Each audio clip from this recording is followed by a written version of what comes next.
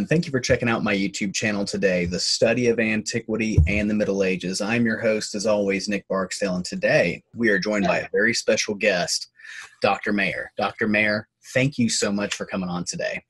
My pleasure. Great to be here.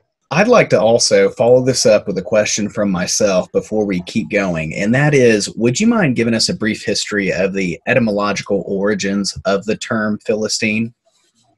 Okay, well, that's also one of the biggest questions and problems with the name Philistia or the Philistines is, what does it come from?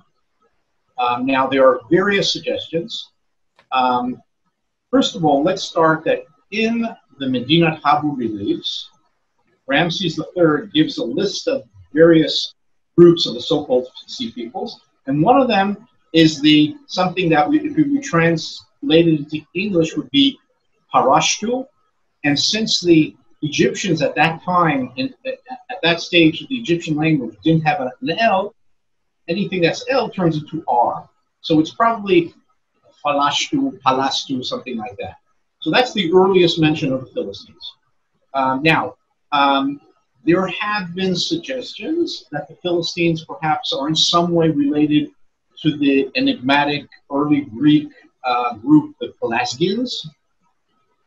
There's some similarity with the name, but first of all, who the hell are they? Nobody really knows who the Pelasgians are, of one. And two, there's no way of proving that. The other suggestion that's already appears in early Jewish biblical commentaries, that means from centuries ago, is that Philistines, or in Hebrew, Pilišti, there's a root in Hebrew, something like palash, which means invader or invade. So it was suggested that maybe it's a Philistine, it's a Semitic word for invaders, but that couldn't be because they're probably coming from outside. Now, even more recently, there's an entity, either an ethnic or state or something of the sort, which is mentioned in written sources from northern Syria, southern Turkey, in the early Iron Age, particularly in Luwian writing, and it's something like either Walasatin or Palasatin. And so some people have suggested, and this is not accepted by everybody, that there were two groups of Philistines, one in the north and around the Amuk Valley in southern Turkey and northern Syria, and another one in the south, the southern Philistines, the ones that are known from the Bible. This is very questionable, and it's although it's been mentioned a lot in the research in the last 10, 15 years, there's a lot of reasons to be very, very hesitant about accepting that. So the bottom line is we really don't know what's the source of the name Philistines. Now, another interesting thing is both how that name was used during the Iron Age and how it was used after the Iron Age.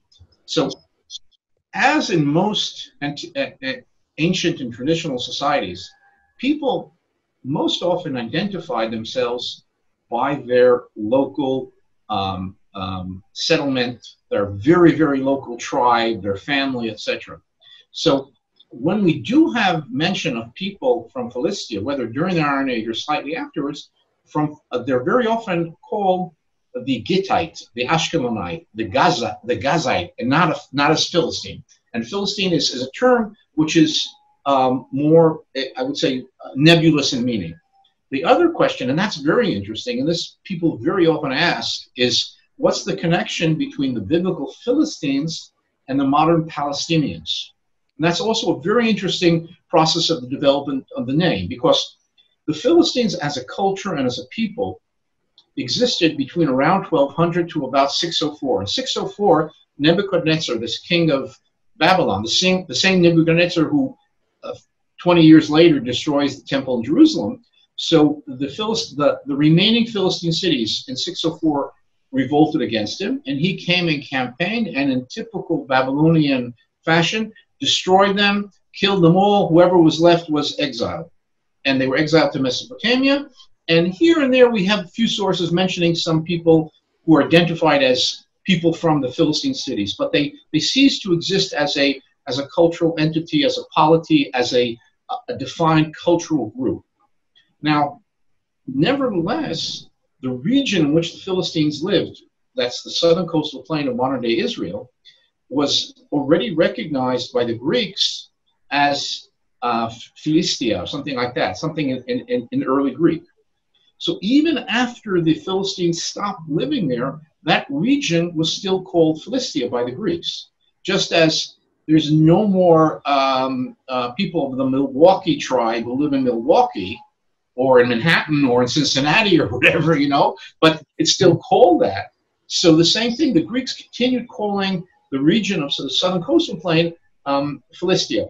And then in 135 CE, after the Jews revolted against the Romans in the famous Bar Kokhba revolt, as a punishment for the revolt by the Judeans, the Romans changed the name of the land from Judea to Palestina. And from that point onwards, anybody living in Palestine, Palestina, what would the Jews call the land of Israel, was called a Palestinian. So it's a very interesting connection. It's on the one hand, there is a connection, but there's no, let's say, there's no genetic connection, there's no cultural connection, but it's a connection by the use of the name in relationship to the Philistines. So there is also a very interesting question, as we said, as not only who the Philistines were, but what is Philistia?